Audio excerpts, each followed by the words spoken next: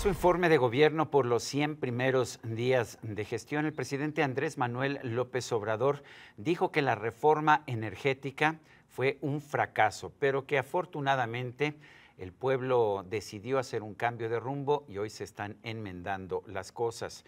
También ha anunciado que sí se va a hacer una nueva refinería, esto después de que el subsecretario de Hacienda, Arturo Herrera, declaró al periódico Financial Times que no se iba a hacer de inmediato esta nueva refinería. Para hablar un poco sobre la política energética en este momento, los cambios que estamos viviendo, lo que esto significa, se encuentra con nosotros David Shields. Él es director general de la revista Energía a Debate y es uno de los analistas más consultados en materia energética de nuestro país. David Shields, gracias por estar con nosotros. Hola, Sergio. Primera pregunta, ¿realmente fue un fracaso tan rotundo la reforma energética? Yo creo que la reforma energética no fue un fracaso. Al contrario, yo creo que creó un andamiaje para atraer inversión privada a todos los ámbitos de la industria energética, tanto petróleo, gas, electricidad, energía renovable. Y definitivamente las primeras inversiones están llegando.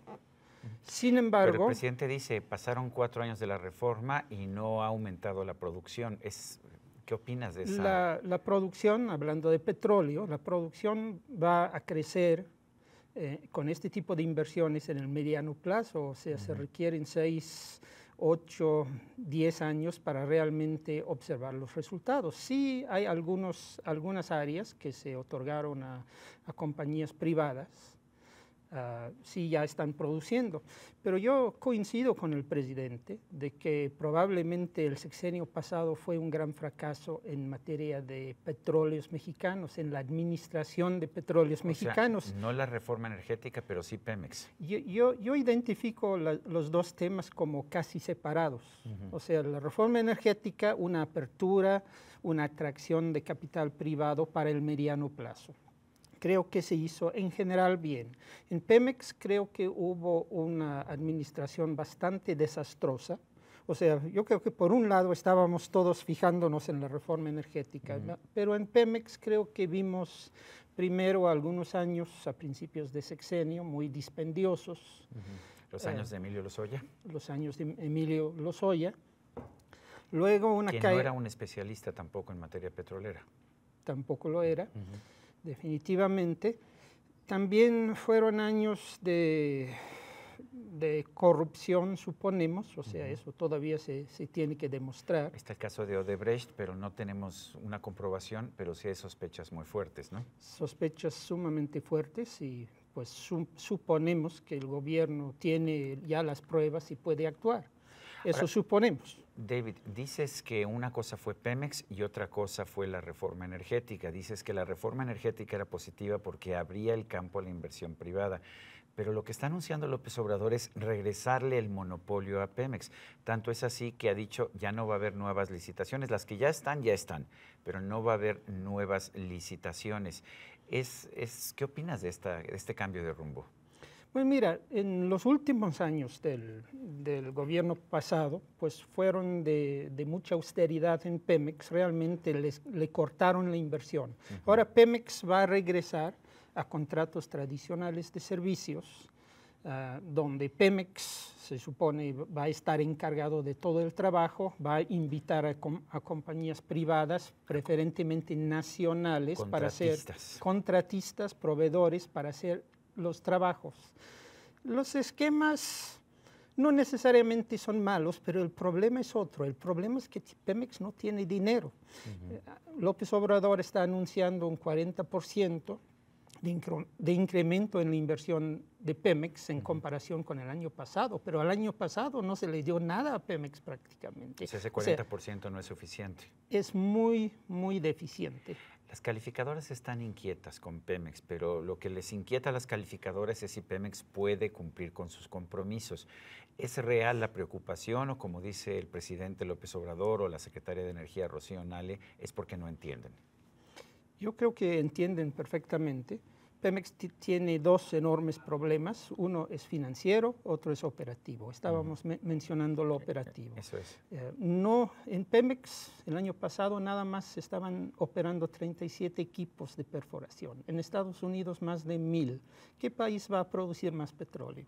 Este año no va a haber mucha diferencia, quizás unos equipos más, pero realmente la inversión en Pemex es muy deficiente para incrementar la producción de petróleo, además de que los campos en producción vienen en picada.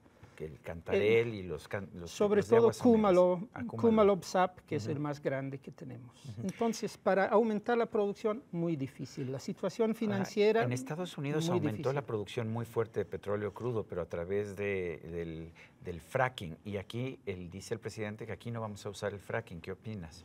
Yo opino que si la meta es aumentar la producción petrolera, se tiene que optar por fracking, sobre todo en un país donde los mejores yacimientos ya están agotados, que es el caso de México. El fracking es fracturamiento hidráulico, es romper las rocas con una tecnología nueva. Y una inyección de líquidos, ¿no? Sí.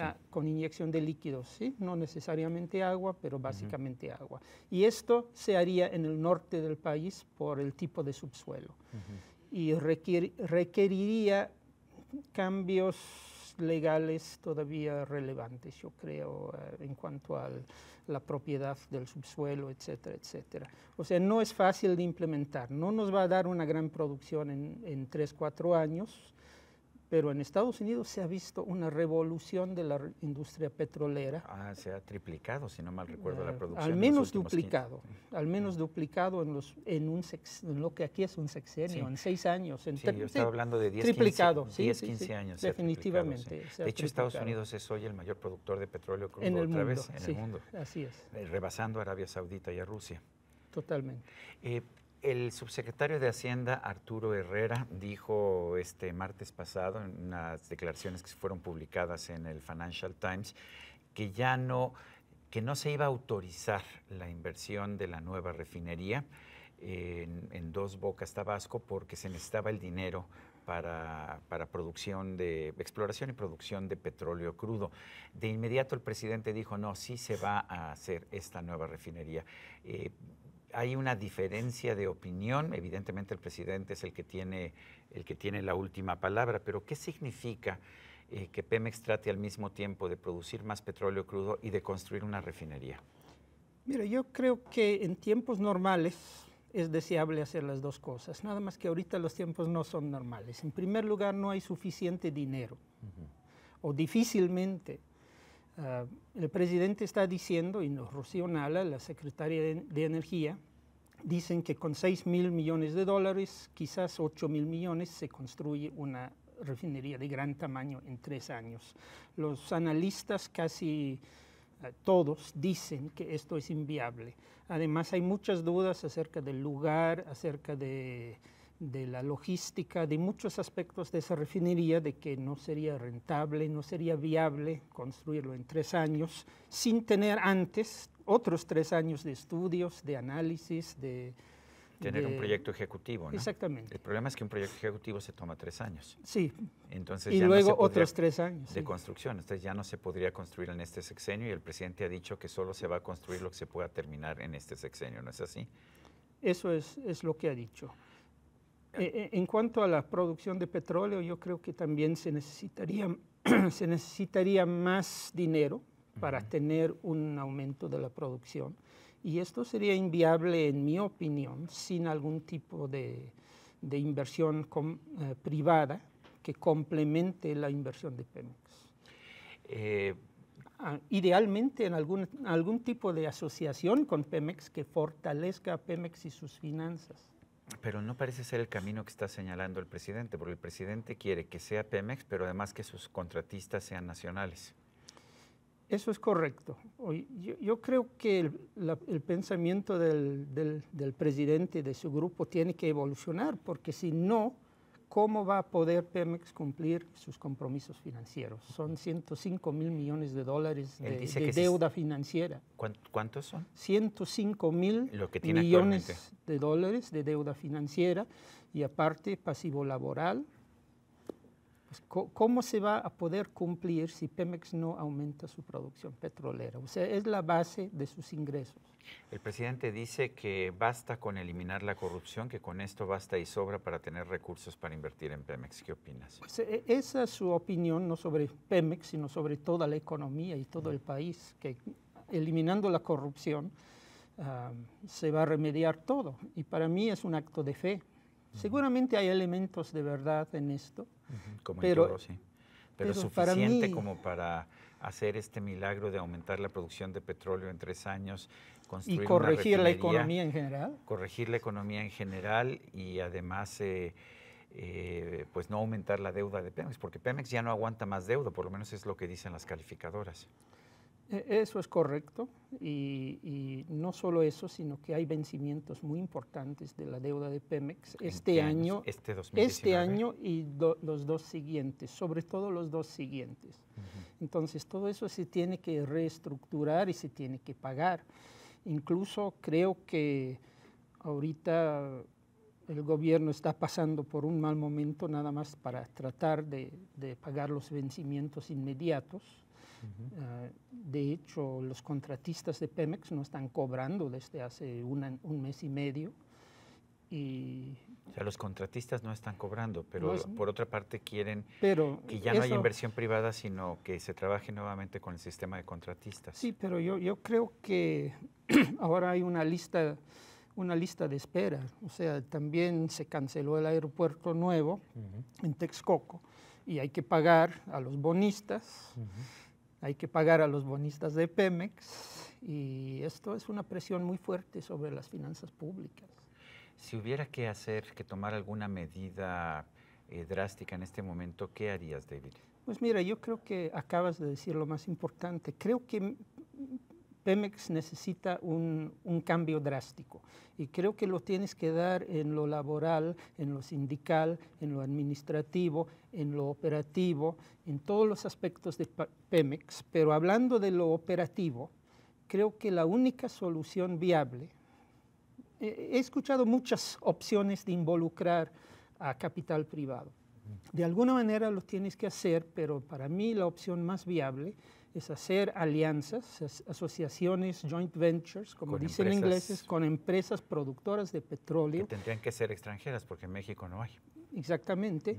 Y en las muchas áreas que Pemex conservó en la ronda 0 de la reforma energética. O sea, Pemex tiene muchos terrenos que puede desarrollar con el apoyo de alguien más, con capital externo y tecnología. Una otra pregunta. ¿Es cierto que Pemex Refinación, que la producción de gasolina ha perdido dinero? Porque lo que nos dicen es, ¿cómo puede perder dinero si el crudo gana dinero? Debe ganar más la gasolina porque es más cara. Mucho tiene que ver con la estructura de negocio.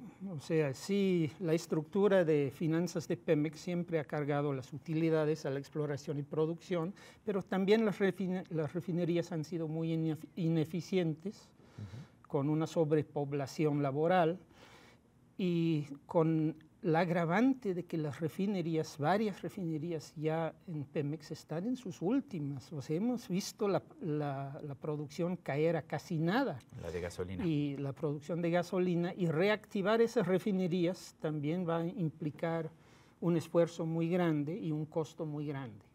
David Shields, director general de Energía Debate, gracias por esta conversación. Gracias, Sergio. Y a usted, amigo televidente, que hace posible este programa, se lo agradezco también. Esto es todo por hoy, pero no se le olvide. Nos vemos la próxima.